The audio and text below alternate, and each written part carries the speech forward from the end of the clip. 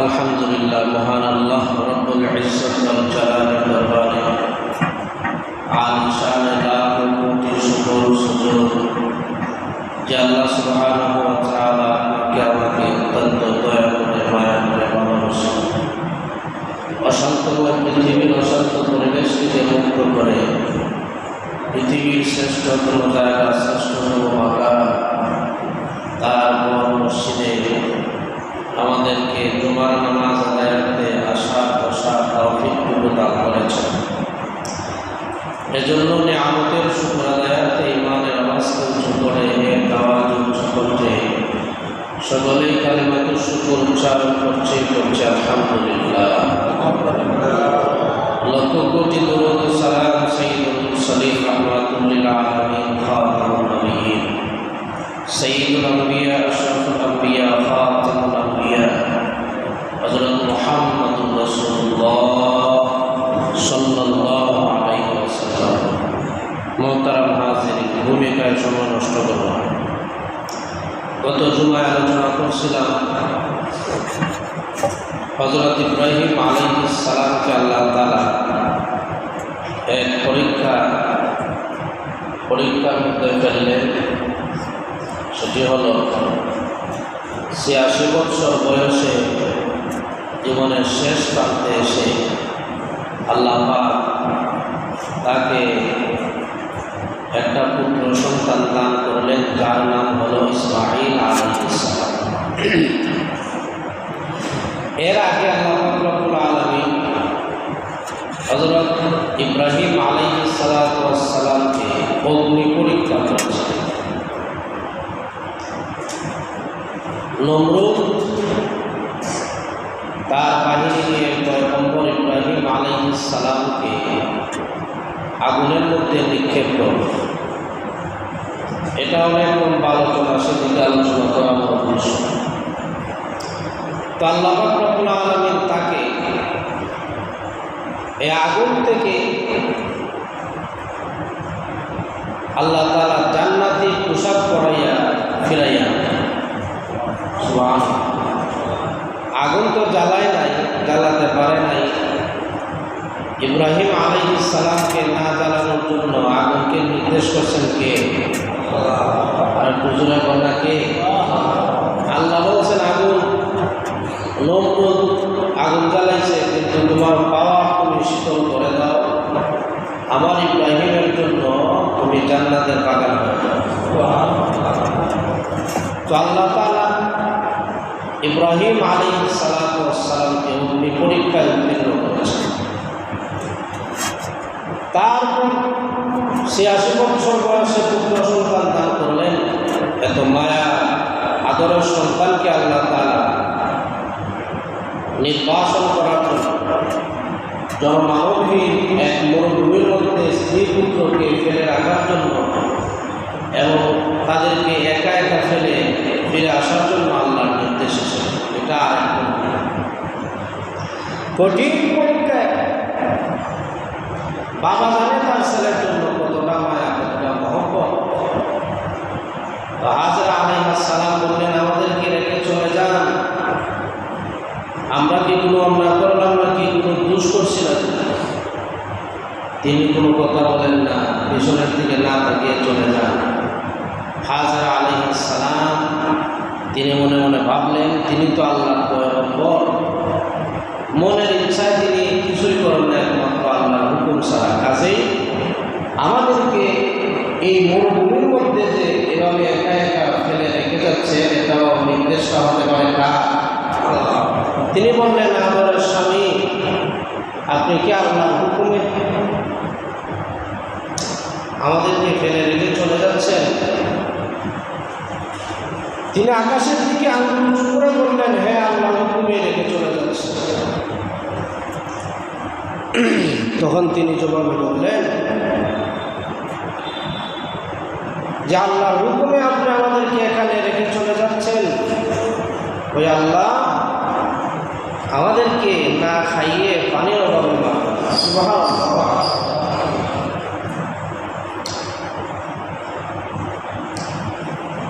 তো পুত্র সন্তানের জন্য পানি পান করার জন্য কি করছেন? সাফা মারওয়ায় গত জুমায় বলেছিলাম তিনি অনেক দৌড়াদৌড়ি করছেন, 7 চক্কর দিচ্ছেন। এই জন্য হাজিরা যারা হজে যায় তারা সাফা মারওয়ায় 7 বার তাওয়াফ করা, দৌড়াদৌড়ি করা আল্লাহ ওয়াজিব করে দিয়েছেন। সুবহানাল্লাহ। যারা হজে যাবে তারা সাফা মারওয়ায় ঘুরতে হবে 7 বার। একবার যাবে সাফা, সাফা থেকে মারওয়া, মারওয়া থেকে সাফা, এইভাবে 7 বার ঘুরতে হবে। আল্লাহ ওয়াজিব করে দিয়েছেন। হাজিরার দৌড়টা আল্লাহর কাছে এত পছন্দ হয়েছে। সুবহানাল্লাহ। এই জন্য হজ এমন একটা ইবাদত যেখানে যাওয়ার জন্য মুমিনের হৃদয় ব্যাকুল হয়ে থাকে। কেন ব্যাকুল হয়ে থাকে এটার একটা ইতিহাস আছে, ইনশাআল্লাহ সেটা হবে। হাজরা আলাইহিস সালাম তিনি উত্তীর্ণ হয়ে গেলেন ইমানের অগ্নি পরীক্ষায়। ইব্রাহিম আলাইহিস সালাম তিনিও ইমানের অগ্নি পরীক্ষায় উত্তীর্ণ হয়ে গেলেন। আল্লাহ রাব্বুল আলামিন পানির ব্যবস্থা করে দিলেন। ইসমাঈল আলাইহিস সালাম পা দিয়ে যে জমিনের মধ্যে আঘাত করছেন, আল্লাহ বলেন, জিবরাইল যাও, আমার ইসমাঈল যেখানে পায়ের আঘাত করে সেখানে জমজম কূপ বানায় দাও। সুবহানাল্লাহ। এমনভাবে পানি ছিটকে পড়তে লাগলো। হাজরা আলাইহিস সালাম চতুর্দিকে বান দিয়া পানি আটকাতে পারেন না, অবশেষে বললেন, জাম জাম, থামো থামো। তারপরে থামলো। কেমন থামা থামলো? মানুষের জন্য ক্ষতির কারণ হয় নাই, বরং কিয়ামত পর্যন্ত মানুষ এই হাউজের জমজমের পানি পান করবে, তবুও কুয়ার পানি শেষ হবে না।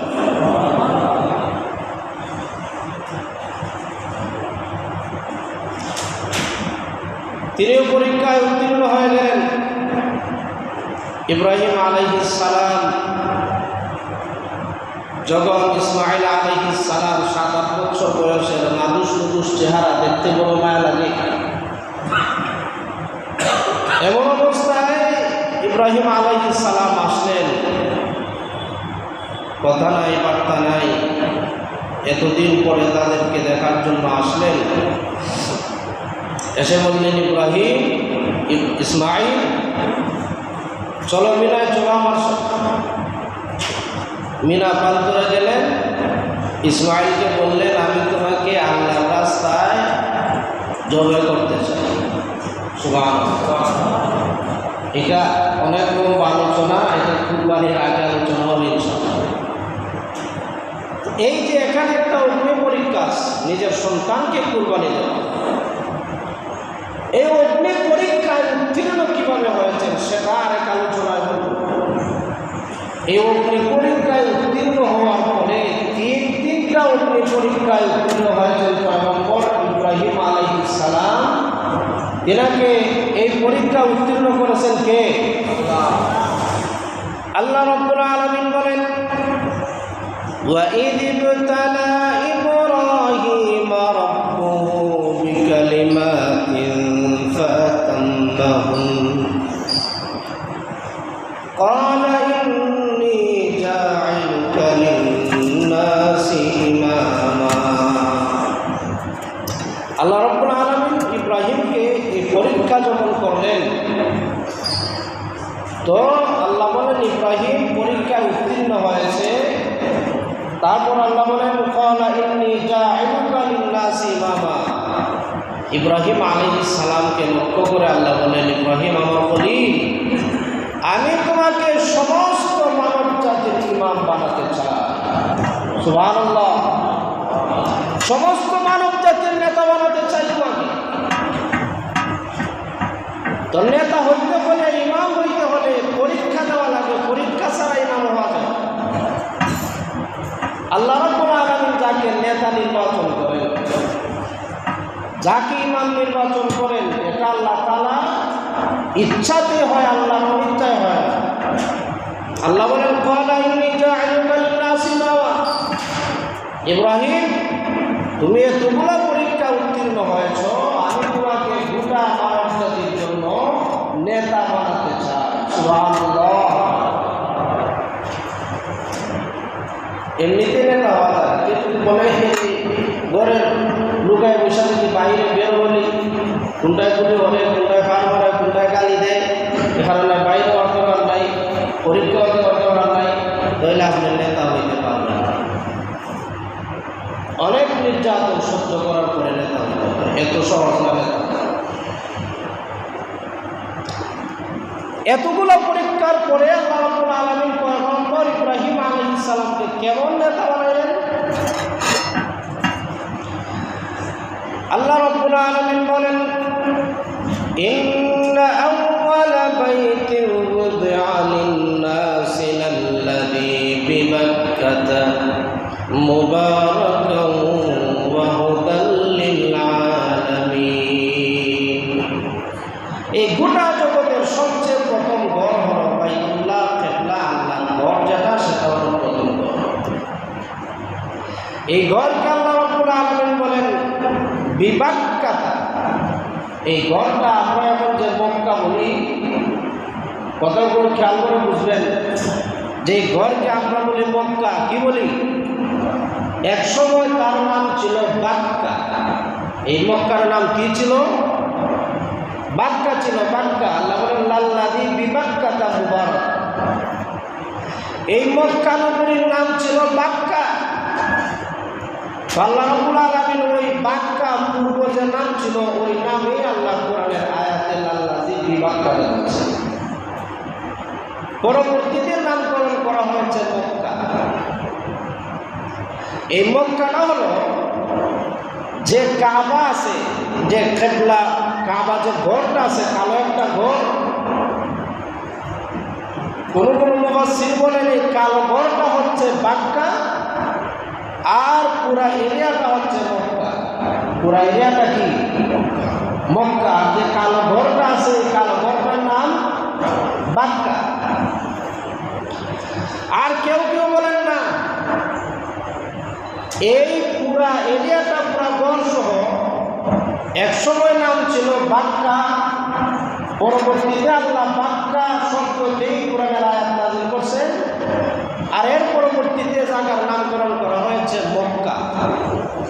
যেমন ঢাকার আদি নাম কি?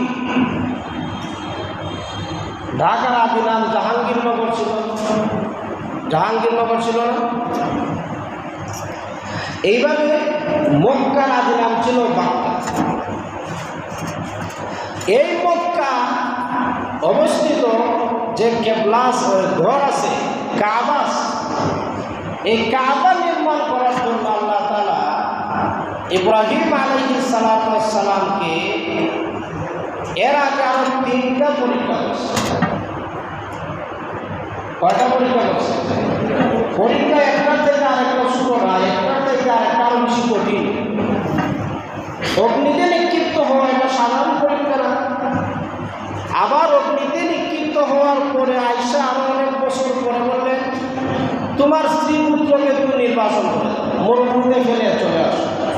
একটা দুটা জায়গা আমি আগুনের পরে মরে গেলাম, কিন্তু নিজের ছেলে মেয়েকে একা একা এক জনমানবহীন মরুভূমির মধ্যে ফেলে রেখে চলে আসা, এটা সাধারণ পরীক্ষা না, এটা আরো বড় পরীক্ষা।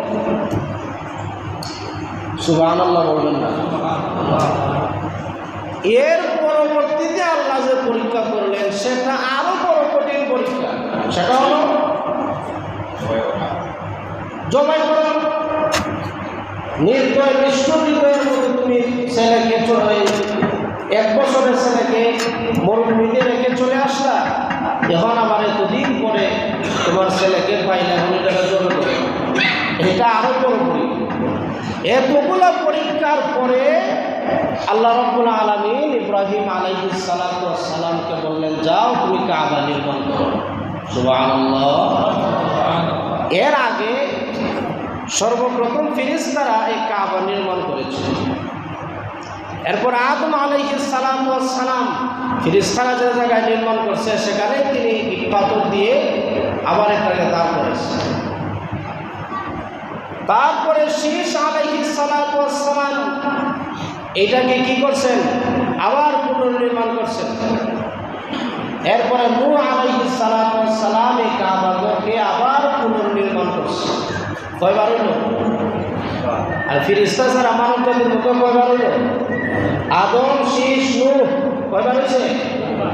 3 বার হয়েছে। আদম, শীষ, নূহ, এই 3 পয়গম্বর এই কাবা নির্মাণ করার পরে আল্লাহ পাক রব্বুল আলামিন পয়গম্বর ইব্রাহিম আলাইহিস সালামকে তখন বললেন যে তুমি নূহ আলাইহিস সালাতু ওয়াস সালাম এই কাবা নির্মাণ করার পরে এই কাবাটা বন্যায় প্লাবিত হয়ে তলিয়ে গেছে, ধ্বংস হয়ে গেছে।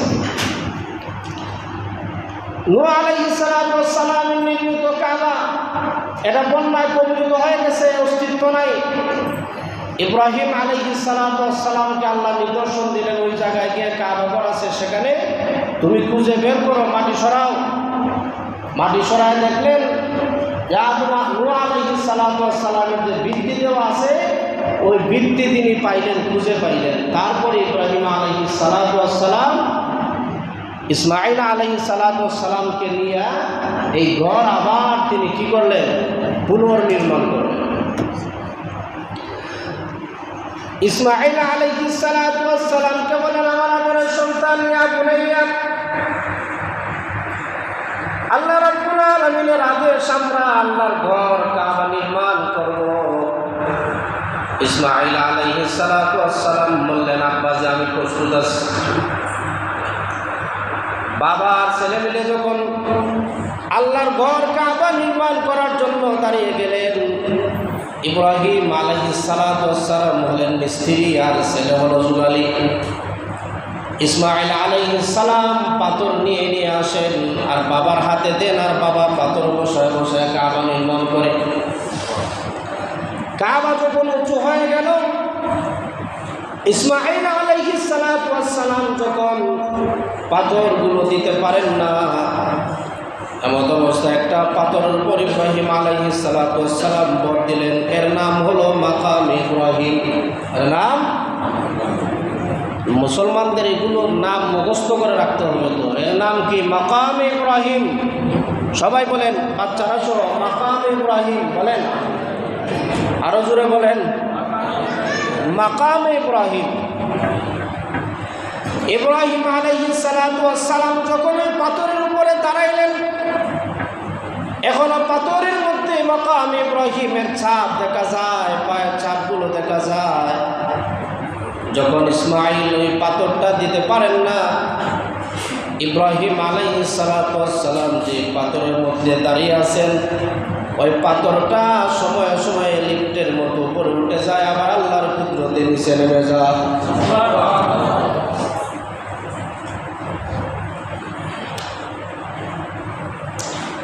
তো বাবা ছেলে মিলে এটা নির্মাণ করতেছে।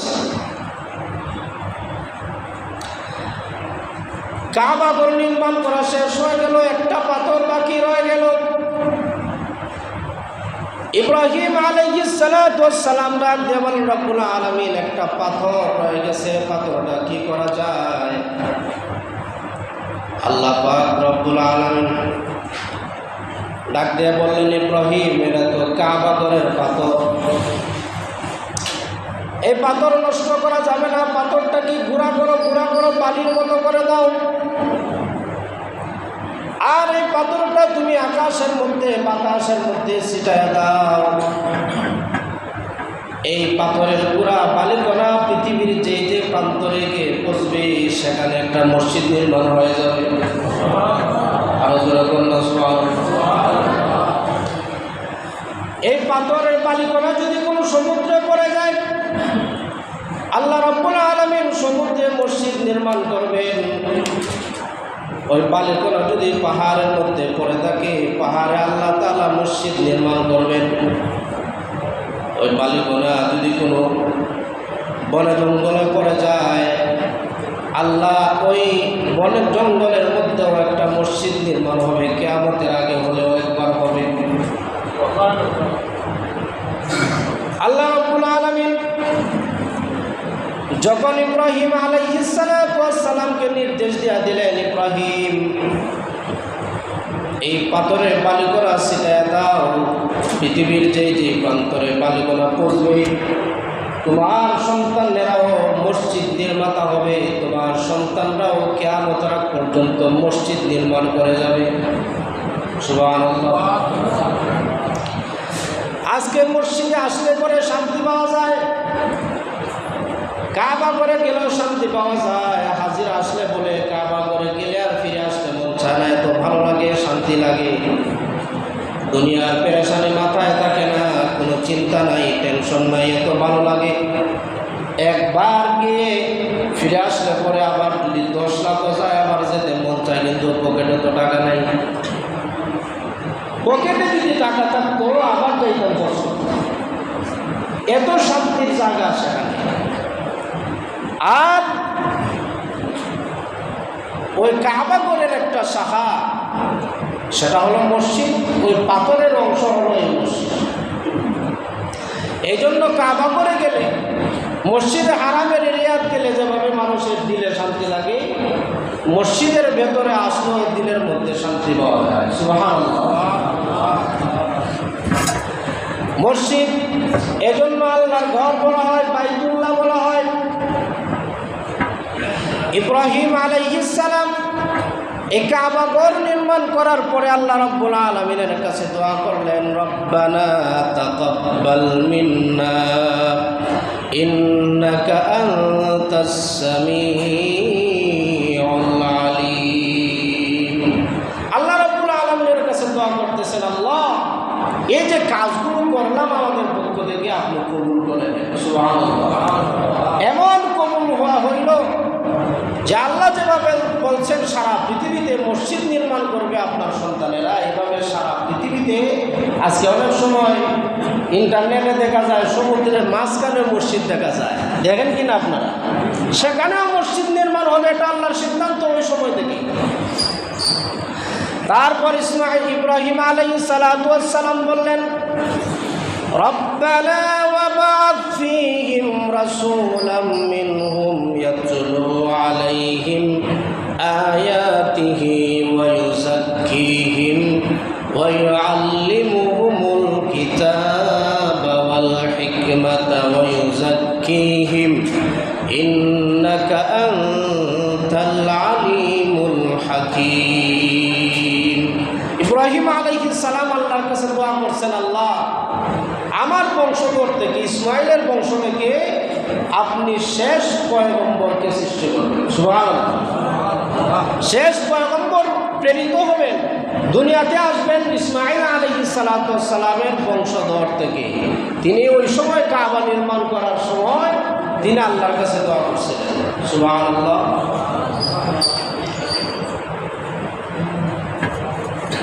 এজন্য আমার আপনার নবী রাহমাতুল লিল আলামিন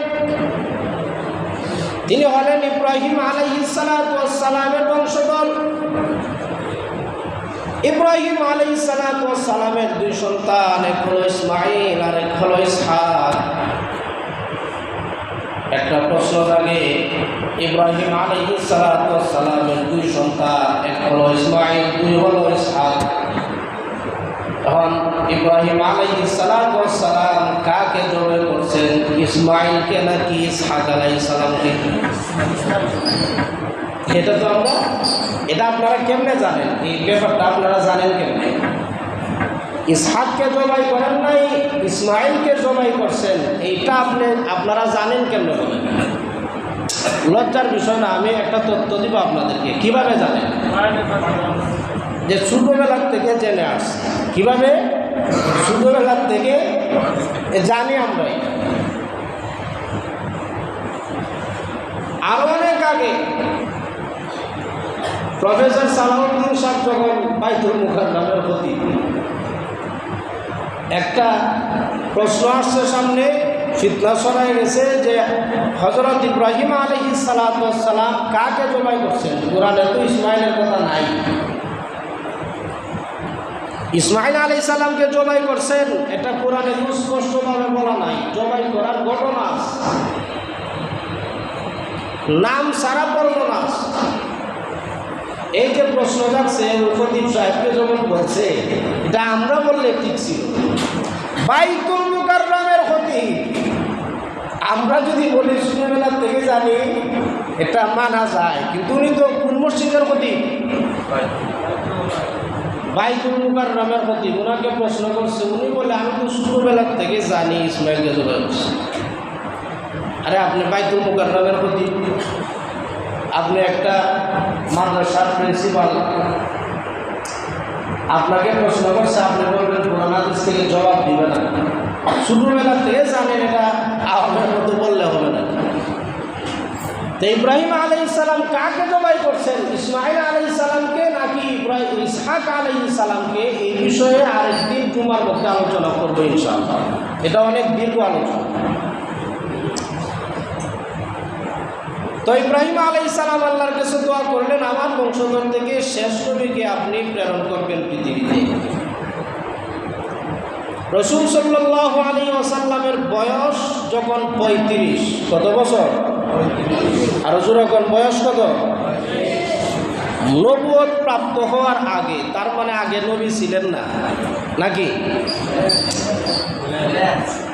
কথা বলেন না। নবুয়ত প্রাপ্ত হওয়ার আগে বয়স যখন 35, তার মানে আগে নবী না ছিলেন না? এটা নিয়ে একটা সমস্যা হয়েছে। আপনারা অনেকে সমাধান হয়তো নেটের নাই বিদায় পান না, শুধু শুনেন। আমাদের অত্যন্ত প্রিয় ভাজন, আমাদের অত্যন্ত মহব্বতের একজন আলেমে দ্বীন শেখ আহমদুল্লাহ হাফিজাহুল্লাহ, তিনি নানাবিধ সেবা সমূহ নিয়ে কাজ করেন, মানব জাতির কল্যাণে উনি কাজ করে থাকেন। ওনাকে প্রশ্ন করছে, উনি জবাবে বলছে তিনি 40 বছর আগে তো নবী ছিলেন না। এইটা নবী ছিলেন না বলতে উনার শরীয়ত, মানব জাতি উনার শরীয়ত মানার সময় হয়েছে না।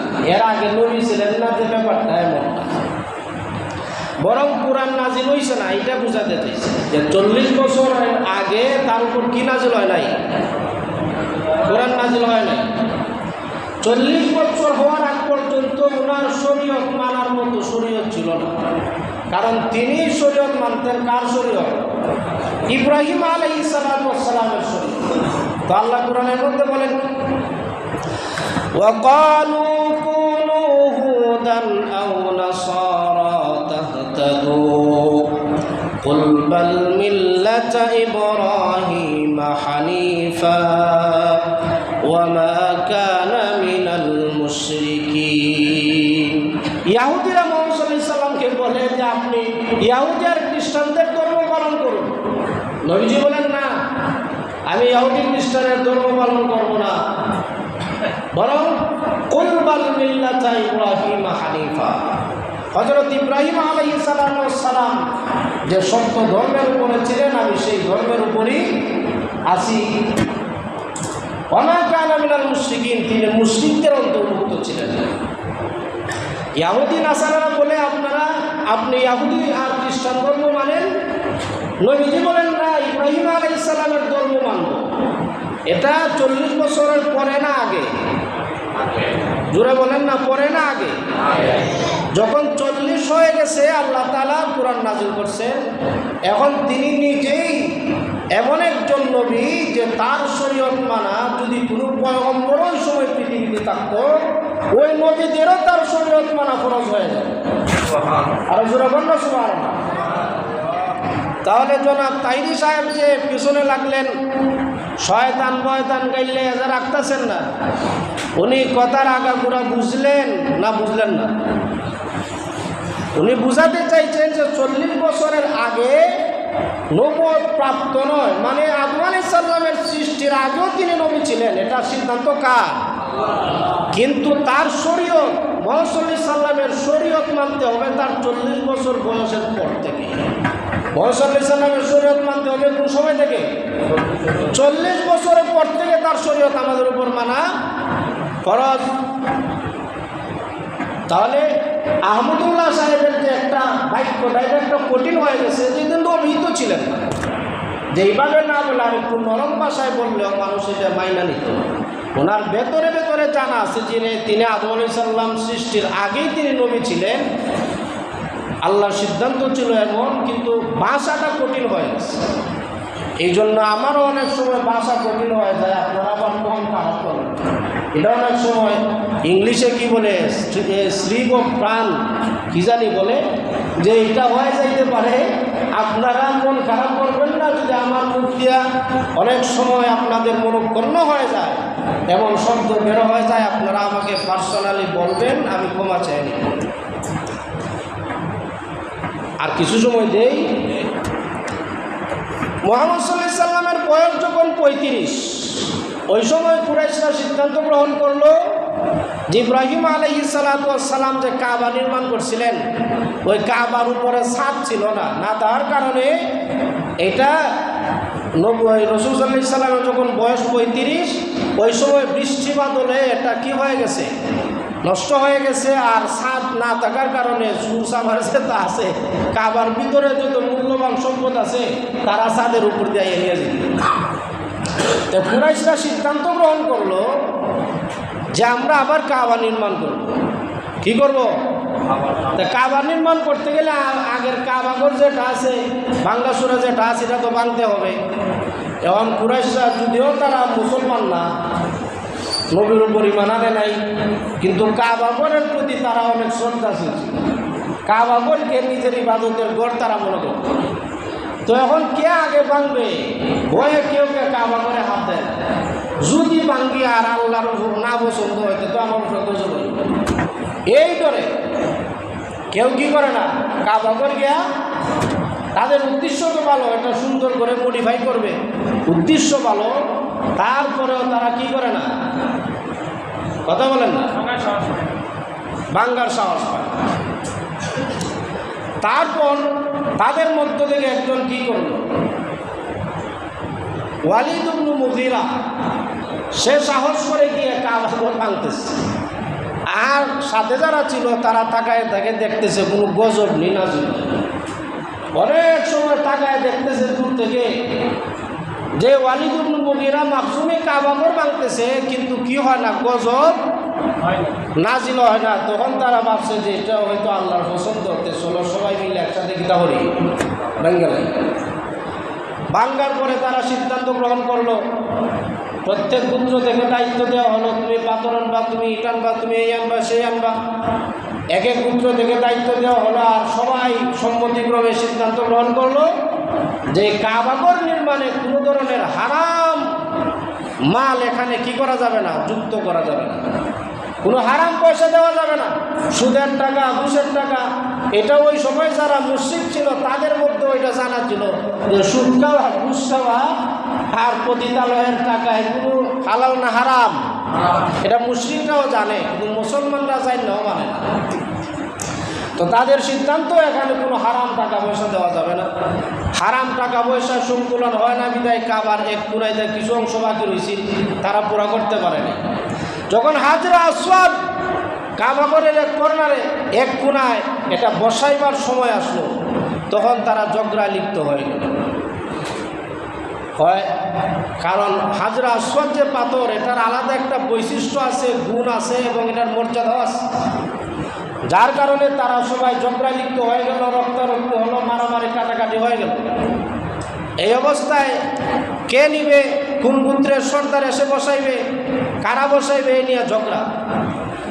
আবু উমাইয়া মাখজুমি সে একটা সিদ্ধান্ত গ্রহণ করলো, সবাইকে নিয়ে এত ঝগড়াঝাটির দরকার নাই, আগামীকালকে যে সর্বপ্রথম এই ঘরে আসবে সে কাবার এক কর্নারে হাজরা আসওয়াদ পাথর বসাইবে।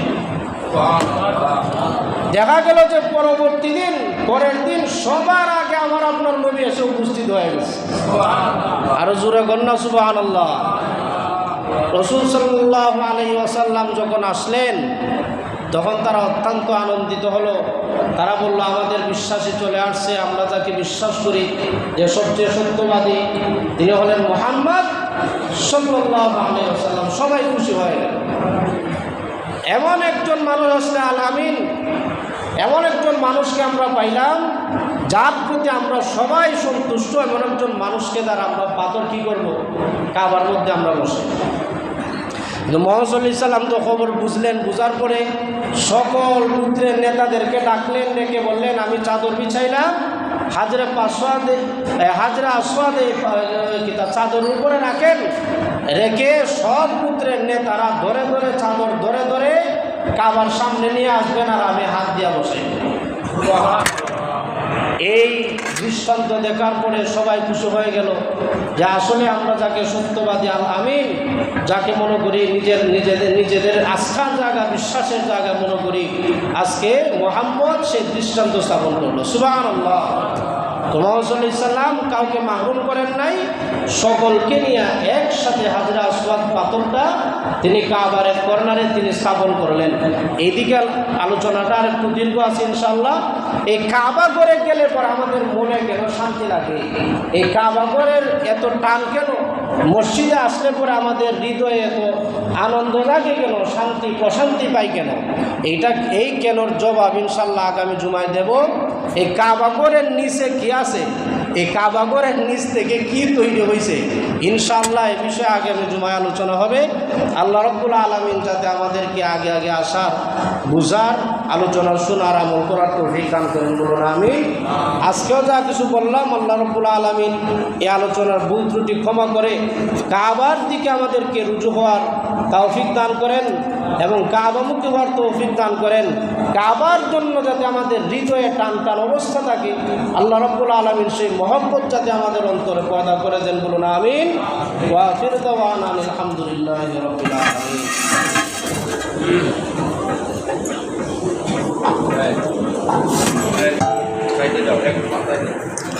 এক পাতায় দাও।